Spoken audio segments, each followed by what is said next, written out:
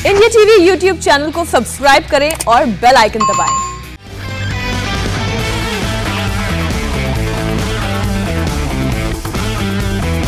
नमस्कार, आज की बात में आपका स्वागत है। और इस वक्त की बड़ी खबर आपको एक बार फिर से बता दूं, महाराष्ट्र में लॉकडाउन की तैयारी पूरी हो गई है। हालांकि महाराष्ट्र की सरकार ने इसे ब्रेक द चेन का नाम दिया है, जनता कर्फ्यू का नाम दिया है, लॉकडाउन का नाम नहीं दिया। लेकिन महाराष्ट्र में चीफ मिनिस्टर उद्धव ठाकरे ने अब से थोड़ी देर पहले जो ऐलान किया उसका मतलब लॉकडाउन है। कल रात 8 बजे के बाद से पूरे महाराष्ट्र में ब्रेक द चेन अभियान लागू होगा। पूरे महाराष्ट्र में दफा 144 लागू होगी, यानी 5 से ज्यादा लोग इकट्ठा नहीं हो पाएंगे। अगले 15 दिन तक महाराष्ट्र में ट्रांसपोर्ट के सभी साधन बंद कर दिए गए हैं। लोकल चलेंगी, बसेस चलेंगी, लेकिन ये सिर्फ एसेंशियल सर्विसेज के लोगों के लिए ही होंगी। आवश्यक सेवाओं के लोग ही इनमें सफर कर सकेंगे। एसेंशियल सर्विसेज में हेल्थ, पुलिस, बीएमसी के कर्मचारी और खाने पीने की चीजें सप्लाई करने वाले और मीडिया के लोग शामिल होंगे। बैंक खुले रहेंगे, ई कॉमर्स की सेवाएं भी शुरू रहेंगी, पेट्रोल पंप और कार्गो सर्विस खुलेगी। लेकिन आम लोग बिना किसी जरूरी काम के घर से बाहर नहीं निकल पाएंगे। इस पर पूरी पाबंदी होगी। कल रात 8 बजे से पूरे महाराष्ट्र में मॉल, मल्टीप्लेक्स, पार्क्स बंद कर दिए जाएंगे। सारे मंदिर और सारी मस्जिदें और गुरुद्वारे बंद हो जाएंगे। नाई की दुकानों पर ताला रहेगा। होटल, रेस्टोरेंट खुलेंगे, लेकिन सिर्फ होम डिलीवरी के लिए। गरीबों को सरकार मुफ्त में राशन देगी। हर महीने 2000 रुपए भी दिए जाएंगे। उद्धव ठाकरे ने कहा, हालात हाथ से निकल गए हैं। हर दिन 60,000 मरीज सामने आ रहे हैं। हॉस्पिटल्स में जगह नहीं बची। ऑक्सीजन की भारी कमी है। डॉक्टर्स कम पड़ रहे हैं, नर्सेस कम पड़ रही हैं। ऐसे में लॉकडाउन के अलावा और कोई रास्ता नहीं बचा था। उद्धव ठाकरे ने कहा, हालात ऐसे हैं कि वो प्रधानमंत्री से एयरफोर्स की मदद से ऑक्सीजन की सप्लाई करने की मांग करेंगे। असल में कोई नहीं चाहता कि लॉकडाउन लगे। उद्धव ठाकरे कतई नहीं चाहते थे कि लॉकडाउन लगे। इससे उद्योग धंधे, व्यापार, कंपनियां, रोजगार के साधन बंद हो जाते हैं। लेकिन जब जिंदगी और व्यापार में से किसी एक को चुनना हो तो जिंदगी को चुनना पड़ेगा। और महाराष्ट्र के मुख्यमंत्री उद्धव ठाकरे ने यही किया। और यह बात गलत नहीं है कि महाराष्ट्र सरकार ने जो भी फैसला लिया वो मजबूरी में लिया, मुश्किल हालात में लिया। हालात के सामने सरकार बेबस हो गई। देश भर में पिछले 24 घंटों में कोरोना के करीब 2.25 लाख नए केसेस आए हैं। और आपको आश्चर्य होगा जानकर, अकेले महाराष्ट्र में 60,000 नए केसेस आए हैं।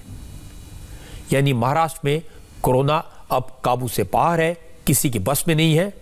लेकिन कई जगह लोग लापरवाही छोड़ने को तैयार नहीं है।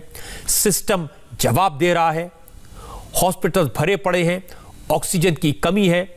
हॉस्पिटल के बाहर लोग दम तोड़ रहे हैं। शमशानों में जगह नहीं है, लाइन लगानी पड़ रही है। ऐसे हालत में और किया भी क्या जा सकता था। कोरोना की चेन को तोड़ना जरूरी है। अगर ये चेन नहीं टूटी तो लाखों लोग कोरोना की चपेट में आ सकते हैं।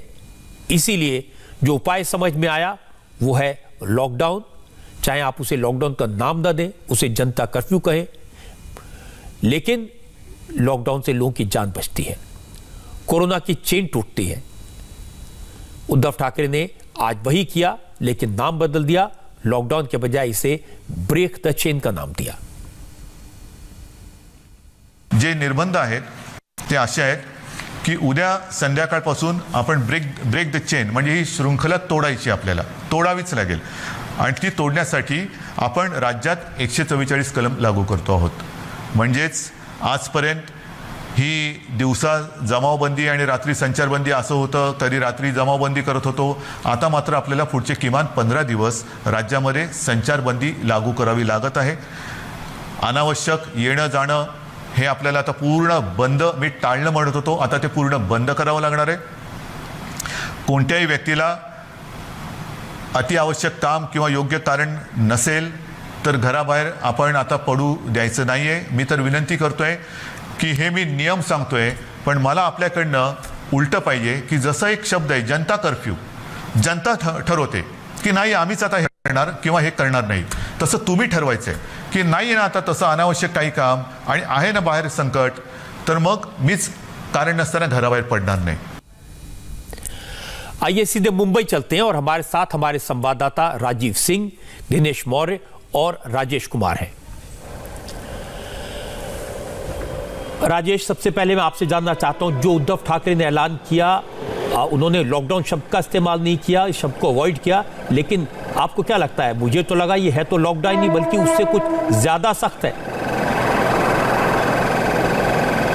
बिल्कुल उससे ज़्यादा सख्त है. पिछले बार जो हमने देखे थे कि जिस तरीके के गाइडलाइंस पिछले साल लागू किए गए थे रजत जी, उससे भी कहीं ज़्यादा इस बार कड़े लॉकडाउन के जो नियम हैं वो इस बार लागू किए गए. हालांकि शब्द लॉकडाउन इस्तेमाल नहीं किया उद्धव ठाकरे ने, लेकिन नियम कानून जो गाइडलाइंस है वो कमोबेश उसी तरीके से हैं. इस बार भी लोकल ट्रेन शुरू रहेगी और उन्हीं लोगों के लिए शुरू रहेगी जो एसेंशियल सर्विसेज में काम करते हैं या फिर किसी के घर में इमरजेंसी हो तो वो उसमें ट्रैवल कर सकते हैं, लोकल्स में या फिर बसेस में. साथ ही आपको बता दूं कि आपको संचार बंदी, यानी कि आप कहीं बाहर निकल नहीं सकते हैं बिना काम से. ये पिछले बार भी लागू किया गया था, इस बार भी लागू किया गया है. उद्धव ठाकरे ने बार बार कहा कि इस बार जो चैलेंज है वो पिछले बार से बहुत ज़्यादा है. उन्होंने बताया कि पिछले साल सिर्फ 1.25 लाख बेड्स जो थे हॉस्पिटल में उसके इंतजाम किए गए थे, इस बार 3 लाख बेड्स जो हैं वो इंतजाम किए गए हैं या किए जा रहे हैं, और उसके बावजूद भी दबाव बढ़ा है. पिछले साल ऑक्सीजन की इस तरह की कमी नहीं हुई थी राज्य में, लेकिन इस बार हुई है और यही वजह है कि उन्होंने केंद्र सरकार से मदद मांगी है, एयरफोर्स से मदद मांगी है. यही वजह है कि जो नियम कानून है वो ज़्यादा कड़े किए गए हैं. फिल्मों की शूटिंग बंद किए गए हैं, साथ ही आपको सलून पार्लर सब बंद किए गए हैं. जो हाउस हेल्प होते हैं उसके बारे में लोकल अथॉरिटीज़ को कहा गया है कि वो इसके बारे में फैसला लें कि वो शुरू रखना है या नहीं रखना है. कुल मिलाकर कल रात के 8 बजे से पिछले साल जैसा मुंबई ने झेला था या पूरे देश ने जो महसूस किया था वो मुंबई महाराष्ट्र में फिर से लागू होगा. हम आज दोपहर से ही देख रहे हैं कि मुंबई पुलिस पूरे मुंबई में जगह जगह पर बैरिकेडिंग कर रही है, छावनी लगा रही है. जो पिछले साल हमने देखा था ठीक उसी तरीके से छावनी लगा रही है. और कल रात से लोगों के मूवमेंट पे या रिस्ट्रिक्शन होगा, लोग निकल नहीं पाएंगे. तो लॉकडाउन शब्द का इस्तेमाल नहीं है रजत जी, लेकिन कमोबेश नियम कानून वही है. रजत जी, दिनेश, आपको क्या लगता है कि लोग इसके लिए तैयार थे? कई दिनों से इस चीज की बात चल रही थी. देखिए, लोगों को लगभग एहसास हो गया था. हम पिछले कुछ दिनों से देख रहे थे जिस तरह से लगातार बयान आ रहे थे मंत्रियों द्वारा और हालात जिस तरह से गंभीर होते जा रहे थे, तो लोगों को अंदाजा था कि लॉकडाउन नाम ना लिया हो लेकिन पाबंदियां जरूर लगेंगी. लेकिन वो 8 दिन होगी या 15 दिन होगी ये क्लैरिटी नहीं थी. लेकिन आज ये क्लियर हो गया है कि अगले 15 दिनों तक जो है ये चीज़ें रहने वाली है, पाबंदियां रहने वाली है. अब ये जनता पर है. एक और अहम चीज़ बता दूं, देखिए इसके पहले पिछले अब तक जो पाबंदियां लगाई गई थी उन सब के बावजूद केसेस कम नहीं हो रहे थे, गंभीरता नहीं लोगों में नजर आ रही थी, और इसलिए मजबूरन यह कदम उठाना पड़ा है कि लोग अपने घरों में रहे. क्योंकि अभी भी अगर उसी तरह से जो रोजाना तस्वीरें हम लगातार पूरे महाराष्ट्र से दिखा रहे हैं अगर वो जारी रही तब हालात बेकाबू हो जाएंगे और अगले कुछ ही दिनों में एक्टिव केसेस 10 लाख से ज्यादा हो जाएंगे. ये खुद उद्धव ठाकरे ने ऑन रिकॉर्ड कहा है कि इसीलिए ये सारे कदम उठाना जरूरी है. और अगर ब्रेक द चेन इसीलिए शुरू किया गया है और देखना ही होगा कि इसका असर क्या होगा. एक और अहम चीज बता दूं, कल और परसों जो 2 दिन शनिवार और रविवार को जो लॉकडाउन था उस दौरान जो केसेस आए हैं, रोजाना हम देख रहे थे 11,000 से केसेस आ रहे थे, लेकिन सोमवार को जो हमने देखा मुंबई में केसेस की अगर बात करें तो वो करीब 9,000 थे और आज जो केसेस सामने आए वो करीब 7,000 9,900 के आसपास है. तो लॉकडाउन का असर होता जरूर है. ये 15 दिन काफी अहम होंगे. इस पूरे 15 दिन के दौरान किस तरह से सरकार इसे यूटिलाइज करती है, किस तरह से इस पूरे चैन को तोड़ती है, ये एक बड़ी चुनौती सरकार के सामने होगी. लेकिन उम्मीद यही है कि शायद ये 15 दिन जो है वो इस चैन को तोड़ने में सरकार का साथ दे और इसके लिए लोगों के साथ की बहुत जरूरत है. क्योंकि अगर लोग साथ नहीं देंगे तब ये हालात और ज्यादा मुश्किल भरे हो सकते हैं. जी राजेश, जो पाबंदियां लगाई हैं उसके बारे में आप बता सकते हैं दर्शकों को, कैसी पाबंदियां, कौन कौन सी पाबंदियां खासतौर पर लगाई गई हैं?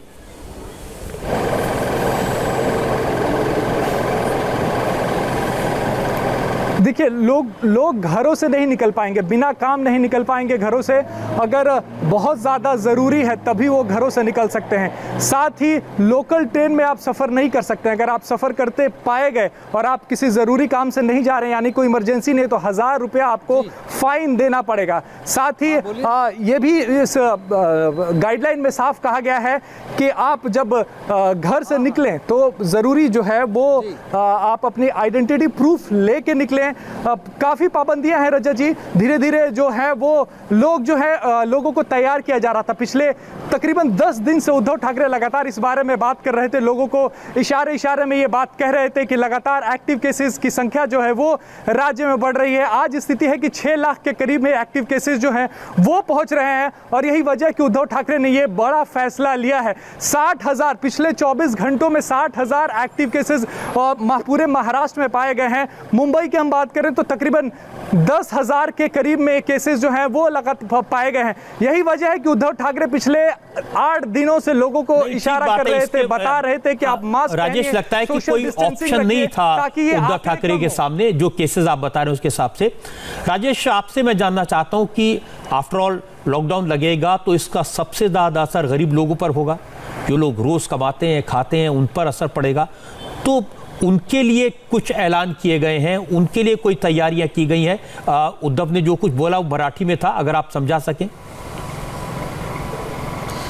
बिल्कुल रजत जी, चूंकि लगातार मांग उठ रही थी कि जो मध्यम वर्गीय लोग हैं, जो रोज कमाने खाने वाले लोग हैं, उनके लिए सबसे ज़्यादा मुश्किल खड़ी हो जाएगी। इसीलिए विपक्ष भी लगातार दबाव बना रहा था कि 5,000 रुपये प्रति व्यक्ति को उनके परिवार के लिए जो है वो निर्धारित किया जाए। और इसी वजह से पिछले कई दिनों से पूरा मामला जो है मीटिंग के बाद में टल रहा था। और आखिरकार आज जब उद्धव ने इस बात का ऐलान किया तो उसमें उन्होंने फेरी वालों के लिए ये कहा कि उन्हें 1,200 रुपये प्रतिमाह 1,200 रुपये दिया जाएगा इस दरमियान उन्हें अपना घर चलाने के लिए। इसके अलावा ऑटो वालों के लिए 1,500 रुपये उन्होंने देने की घोषणा की है। लेकिन इसके अलावा बहुत सारे ऐसे लोग हैं जो रजिस्टर्ड नहीं, यानी कि ये रजिस्टर्ड फेरी वालों के लिए है, रजिस्टर्ड ऑटो रिक्शा ड्राइवर के लिए है, लेकिन बहुत सारे ऐसे कामगार हैं जो कि रजिस्टर्ड नहीं होते हैं। वैसे लाखों लोगों की संख्या है पूरे राज्य में। तो उन लोगों के लिए किस तरह की उपाय योजना है, ये अभी जो ब्रेक द चेन के नाम से जो गाइडलाइंस जारी की गई है उसमें नहीं है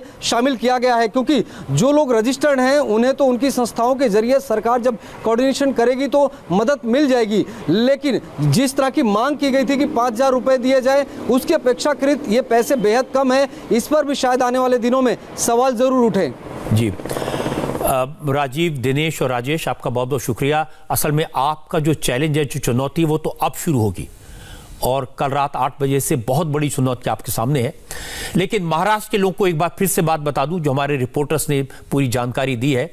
कल रात 8 बजे से पूरे महाराष्ट्र में सख्त पाबंदियां लागू हो जाएंगी, अगले 15 दिन तक लागू रहेंगी। मॉल्स में, मल्टीप्लेक्सेस, बाजार, पार्क, बीचेस, सब कुछ पूरी तरह बंद रहेगा। लोकल्स चलेंगी, सरकारी बसें चलेंगी, टैक्सी ऑटो भी चलेंगे, लेकिन इन सेवाओं का इस्तेमाल सिर्फ और सिर्फ एसेंशियल सर्विसेज से जुड़े लोग ही कर सकेंगे। आम लोगों को घर से बाहर निकलने की पूरी मनाही होगी, उनके लिए कोई ट्रांसपोर्ट सर्विस अवेलेबल नहीं होगी। सरकार ने उन लोगों को राहत देने की कोशिश की है जिनके रोजगार पर असर पड़ेगा, जिनकी 2 वक्त की रोटी पर असर पड़ेगा। ऑटो वालों को हर महीने 1,500 रुपए सरकार की तरफ से दी जाएंगे। फेरी वालों को सरकार 1,200 रुपए देगी और इसके अलावा गरीब परिवारों को सरकार राशन देगी। आज एक बड़ा सवाल यह उठा कि क्या सीबीएसई के बोर्ड के एग्जाम पोस्टपोन करे जाएंगे या नहीं। इस पर हमने कुछ स्टूडेंट से बात की है, उनके पेरेंट्स से बात की है, उनकी क्या इच्छा है, उनको क्या लगता है क्या होना चाहिए, यह दिखाएं। इससे पहले 20 सेकंड का स्पॉन्सर मैसेज। तुम्हारा जूनियर है। आखिर क्या हैं वो फीचर्स जो इंडिया टीवी लाइव ऐप को बनाते हैं सबसे अलग, सबसे बेहतर, और जिसने दिलाया इसे देश की सबसे इनोवेटिव न्यूज ऐप का खिताब। चलिए देखते हैं। बेहद साफ आवाज में टेक्स्ट टू स्पीच, जो पढ़कर सुनाए आपको आपके। कोरोना का एक बहुत बड़ा असर स्टूडेंट्स पर हुआ है, वो मुश्किल में है, खासकर बोर्ड एग्जाम जिन्हें देने ऐसे छात्र छात्राएं। अब टेंशन इस बात की है कि इस तरह के हालात में बोर्ड के एग्जाम कराएं कैसे। चारों तरफ कोरोना का कहर है, लगातार केसेस बढ़ रहे हैं। अब सीबीएसई की बोर्ड के एग्जाम्स टालने की मांग की जा रही है। फिलहाल बोर्ड का जो शेड्यूल है उसके मुताबिक 4 मई से शुरू होकर एग्जाम्स 8 जून तक चलेंगे। हालांकि महाराष्ट्र, छत्तीसगढ़ और पंजाब की सरकारों ने पहले ही अपने बोर्ड एग्जाम्स टालने का ऐलान कर दिया है। यूपी सरकार ने अपने बोर्ड एग्जाम रीशेड्यूल किए हैं, लेकिन अभी तक सेंट्रल बोर्ड की तरफ से 10th और 12th 10वीं और 12वीं की बोर्ड परीक्षाओं के शेड्यूल पर कोई असर नहीं पड़ा है, कोई बदलाव नहीं हुआ है। हालांकि कोरोना की रफ्तार को देखते हुए सोशल मीडिया पर यह कैंपेन बहुत दिन से किया जा रहा है कि एग्जाम्स को कैंसिल किया जाए, पोस्टपोन किया जाए, लेकिन अब राजनीतिक दलों ने भी इसकी मांग शुरू कर दी है। आज दिल्ली के मुख्यमंत्री अरविंद केजरीवाल ने कहा, अगर बच्चों के बोर्ड के एग्जाम लिए गए तो एग्जामिनेशन सेंटर कोरोना के बड़े हॉटस्पॉट बन जाएंगे, एपी सेंटर बन जाएंगे, इसलिए एग्जाम कैंसिल करने चाहिए। केजरीवाल ने कहा वो हाथ जोड़कर केंद्र सरकार से अपील करेंगे कि बच्चों की जिंदगी को खतरे में न डालें, एग्जाम्स को पोस्टपोन करें। अभी सीबीएसई के एग्ज़ाम आने वाले हैं। 6 लाख बच्चे दिल्ली में सीबीएसई के एग्ज़ाम में बैठेंगे। 1 लाख के करीब टीचर्स इसमें शामिल होंगे। ये बहुत बड़े हॉटस्पॉट्स बन सकते हैं, बहुत बड़े स्तर के ऊपर कोरोना फैल सकता है। बच्चों की ज़िंदगी, बच्चों की सेहत, बच्चों का स्वास्थ्य हमारे लिए बहुत ज़रूरी है। मेरी हाथ जोड़ के केंद्र सरकार से अपील है कि सीबीएसई के एग्ज़ाम्स को कैंसिल किया जाए और इसके एवज़ में कोई और तरीके निकाले जा सकते हैं, या तो ऑनलाइन का कोई तरीका या इंटरनल असेसमेंट करके उसके बेसिस के ऊपर इस बार बच्चों को पास किया जा सकता है। लेकिन सीबीएसई के एग्ज़ाम कैंसिल करने बहुत ज़रूरी हैं। मैं और कई देशों के उदाहरण देख रहा था। कई देशों ने जहाँ सेकेंड वेव का प्रकोप आया है, कई देशों ने अपने अपने एग्ज़ाम्स कैंसिल कर दिए हैं। हमारे देश के अंदर कई राज्य सरकारों ने अपने अपने एग्ज़ाम्स कैंसिल कर दिए हैं। मेरी केंद्र सरकार से अपील है कि सीबीएसई के एग्ज़ाम्स कैंसिल किए जाएं। केजरीवाल की बात सही कि बहुत सारे मुल्कों ने सेंट्रल एग्ज़ाम्स को पोस्टपोन किया है कोरोना की वजह से, ख़तरे को टालने के लिए। लेकिन मुद्दा जुड़ा है स्टूडेंट से, और मुझे लगता है कि हमारे आज की जो स्टूडेंट्स हैं, छात्र छात्राएं हैं, वो समझदार हैं, वो अपनी प्रॉब्लम का हल खुद बता सकते हैं। इसलिए हमने ऐसे स्टूडेंट से बात की। ये वो स्टूडेंट्स हैं जिन्होंने साल भर ऑनलाइन पढ़ाई की है, ऑनलाइन क्लासेस की हैं और कई दिन से एग्ज़ाम की तैयारियां कर रहे हैं। लेकिन उन्हें इस बात का भी एहसास है कि देश में हालात बहुत ख़राब हो गए हैं। तो क्या स्टूडेंट एग्जामिनेशन सेंटर में जाकर एग्ज़ाम देना चाहते हैं या एग्ज़ाम पोस्टपोन कराना चाहते हैं?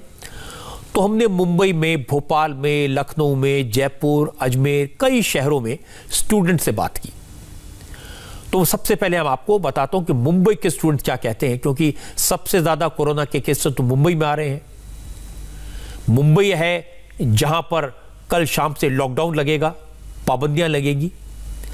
तो यहां के स्टूडेंट्स क्या कहते हैं, उनके दिमाग में कैसे हर वक्त कोरोना का खौफ रहता है, और उनके मन में बड़ा सवाल है कि जब एग्जाम देने जाएंगे, एग्जाम सेंटर पहुंचेंगे, तो कैसे पता चलेगा कि कौन सेफ है, कौन कोरोना इफेक्टिव है, कौन पॉजिटिव है, कौन नेगेटिव है। तो उनकी बात सुनिए।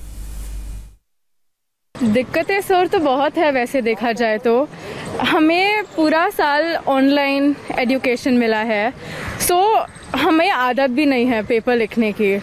सो वो कैसे मैनेज किया जाए? पोस्टपोन करेंगे तो अभी जो भी आगे एग्जाम्स है, जैसे कि नीट, मैं नीट एस्पिरेंट हूँ, उसमें प्रॉब्लम हो जाएगा उसके प्रेपरेशंस के लिए।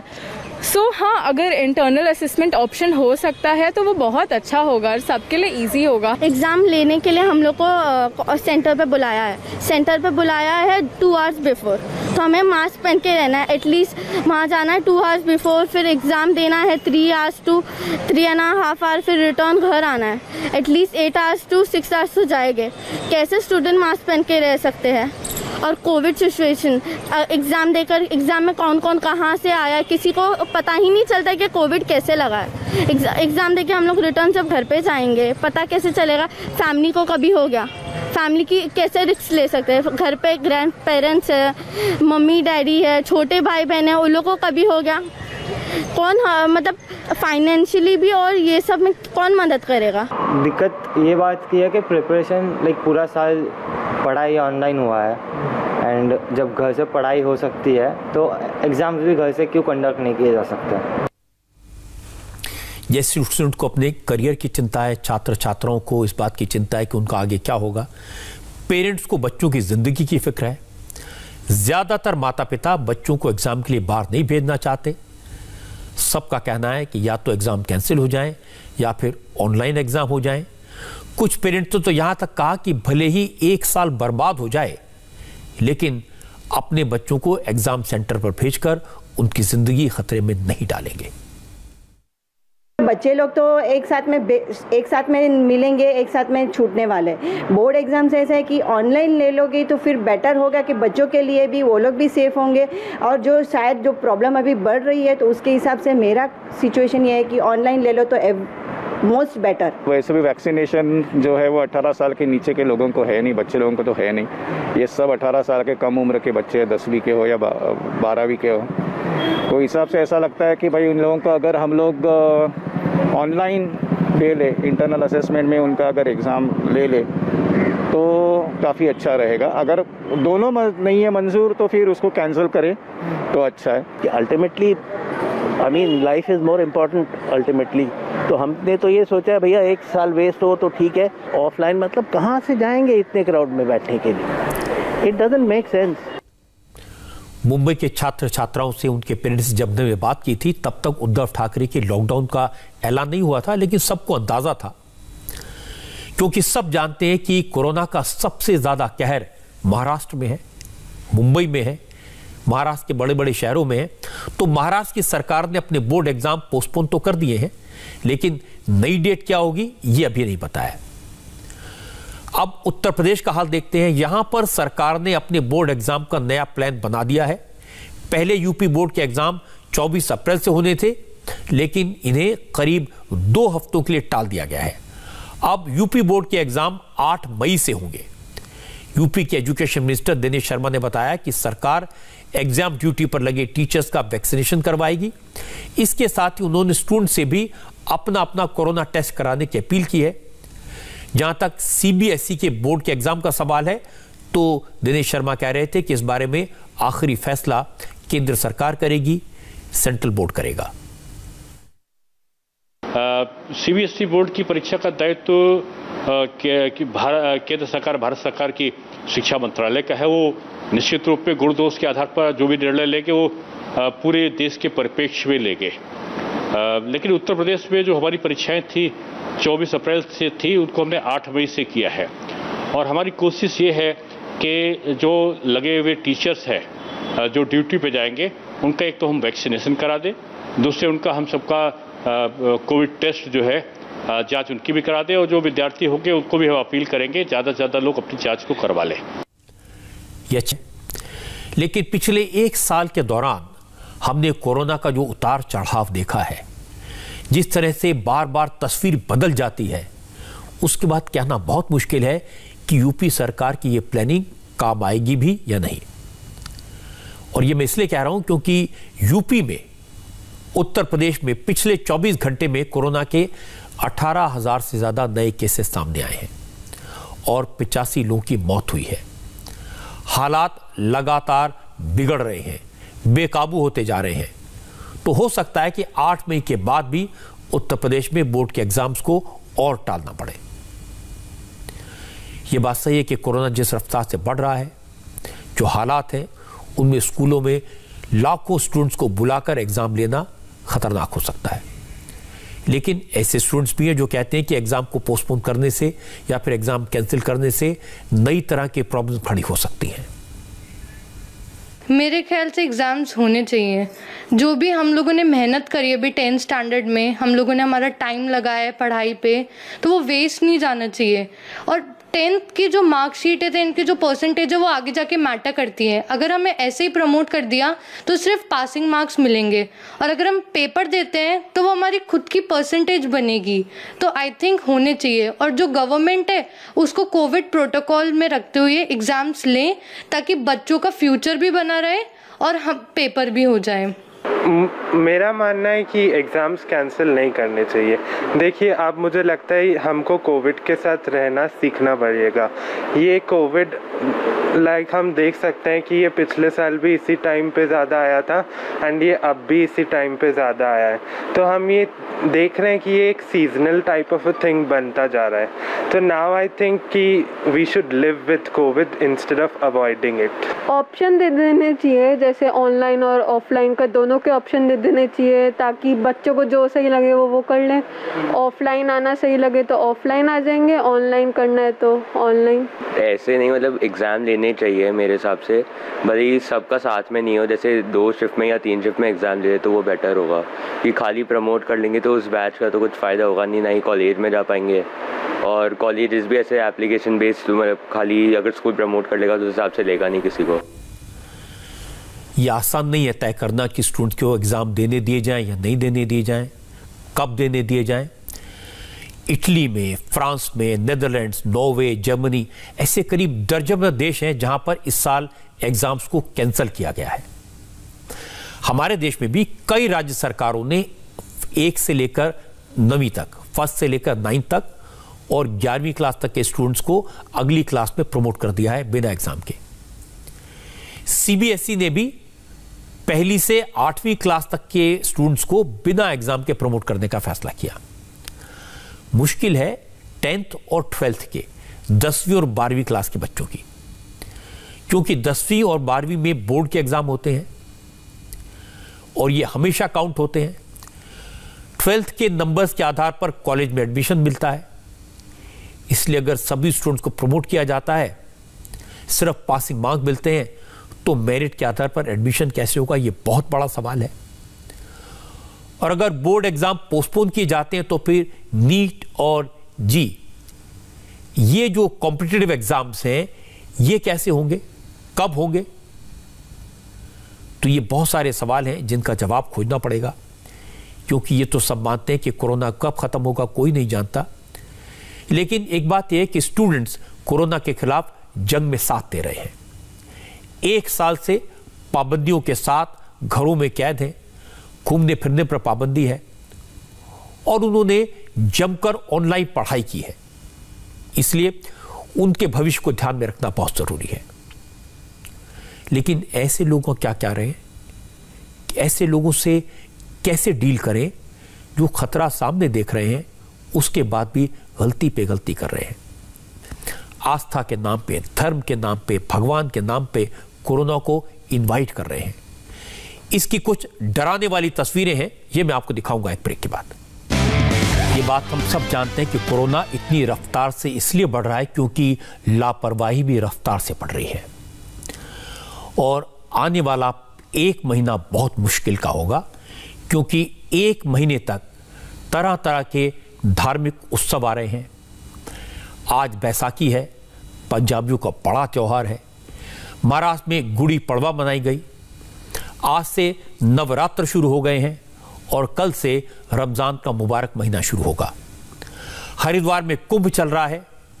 नवरात्र और रमजान को देखते हुए सरकार ने तमाम तरह की पाबंदियां लगाई हैं, लेकिन आस्था की आड़ में, भक्ति के नाम पर कोरोना के खतरे की अनदेखी तो की जा रही है। आज जो तस्वीरें आई वो परेशान करने वाली हैं। नवरात्र के मौके पर आज मंदिरों में भक्तों की जबरदस्त भीड़ थी। नवरात्र के पहले दिन मिर्जापुर में प्रसिद्ध विंध्यवासिनी देवी के दर्शन करने हजारों भक्त पहुंच गए। सारे इंतजामात बेकार हो गए। न कोई सोशल डिस्टेंसिंग थी, न मास्क दिखाई दिए। मंदिर के बाहर लंबी लाइन थी। पुलिस वालों ने लोगों को दूर दूर खड़े होने की अपील की, लेकिन कोई किसी की बात सुनने को तैयार नहीं था। क्योंकि आज बैसाखी है, पंजाब में बड़े पैमाने पर यह त्योहार मनाया जाता है, इसलिए बड़ी संख्या में लोग स्वर्ण मंदिर में माथा टेकने पहुंचे। हरमंदिर साहब में हर साल के मुकाबले भीड़ कम थी, लेकिन फिर भी कोरोना का कोई डर नहीं था और लोगों ने यहां भी सोशल डिस्टेंसिंग का पालन नहीं किया। हरिद्वार का हाल और भी बुरा है। लाखों लोग कुंभ में पहुंचे हैं। कल हरिद्वार में 31 लाख लोगों ने स्नान किया था और अगले स्नान में भी लगभग इतने ही लोग के पहुंचने की संभावना है। महाकुंभ इस महीने के आखिर तक चलेगा। आज ही हरिद्वार में कोरोना के 594 नए केस आए हैं। इसके बाद भी लोग हालात की गंभीरता को समझने को तैयार नहीं। लेकिन एक दूसरी तस्वीर देखने को मिली मक्का से। मुसलमानों के लिए सबसे पाक जगह है मक्का। मक्का में मुसलमान भाइयों ने रमजान की पहली नमाज में सोशल डिस्टेंसिंग का पालन किया, कोरोना प्रोटोकॉल को पूरी तरह फॉलो किया। मक्का में रमजान के पहले दिन नमाज पढ़ी जा रही है, जिसकी तस्वीरें आप देख रहे हैं। पहले दिन आमतौर पर बहुत भीड़ होती है, लेकिन कोरोना को ध्यान में रखते हुए वहां की सरकार ने लिमिटेड लोगों के प्रवेश को मंजूरी दी। मक्का में सिर्फ उन्हीं लोगों को जाने की इजाजत मिली जिन्हें कोरोना की वैक्सीन लग चुकी है और जिनका कोविड टेस्ट रिपोर्ट नेगेटिव है। सरकार के आदेश का किसी ने विरोध नहीं किया, कोई प्रदर्शन नहीं हुआ, सबने चुपचाप सरकार के गाइडलाइंस का पालन किया। काबा के चारों तरफ नमाजी मौजूद हैं, लेकिन उनकी संख्या लिमिटेड है, उनके बीच दूरी भी है और इस तरह इबादत भी हो रही है और कोरोना का ख्याल भी रखा जा रहा है। अगले 1 महीने तक हमें सऊदी अरब के लोगों की तरह सेल्फ डिसिप्लिन में रहना चाहिए। अगर हम ये कर पाए तो कोरोना से मुक्ति का रास्ता भी मिल सकता है और भगवान की भक्ति का रास्ता भी। हो सकता है उस वक्त वैक्सीनेशन में इतनी तेजी आ जाए कि देश के हर आदमी को वैक्सीन मिलने लगे, क्योंकि अब कोशिश ये है कि जल्दी से जल्दी देश के ज्यादा से ज्यादा लोगों को कोरोना की वैक्सीन लगा दी जाए। ये काम अब वॉर फुटिंग पर हो रहा है और इसके लिए अब विदेशों में बनी वैक्सीन को भी इंपोर्ट करने का फैसला कर लिया गया है। सरकार के इस फैसले के बारे में मैं आपको डिटेल में बताऊंगा एक ब्रेक के बाद। और अब मैं आपको कोरोना की वैक्सीन के बारे में एक बड़ी बात बताता हूं। हमारी सरकार ने अब विदेश में बनी वैक्सीन के इस्तेमाल की मंजूरी देने का फैसला कर लिया है। भारत पहला ऐसा मुल्क होगा जहां कोरोना की 6 वैक्सीन एक साथ अवेलेबल होंगी।